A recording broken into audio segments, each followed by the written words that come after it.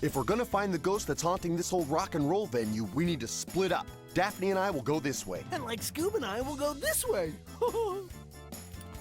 Ooh, so the ugly one's left alone to be murder bait again. Awesome, guys. Oh.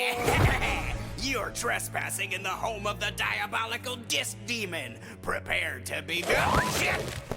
Let me guess. You're a middle-aged white guy posing as a phantom rock star in order to scare some record producers out of their royalties. Well, when you summarize it, I sound like a dork. I'm going home to put my head inside a box of wine. You know, I like boxed wine.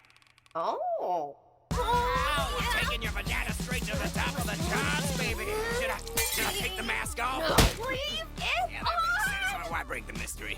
The Scooby Gang never caught another villain, but I caught them all, plus herpes from the Minor 49er. The Scooby Gang's Yelp reviews fell to 0 stars. Revenge was mine. Velma, can I tell you a secret? Last time we all split up, Fred and I made out. Oh, Daphne, you're so bad.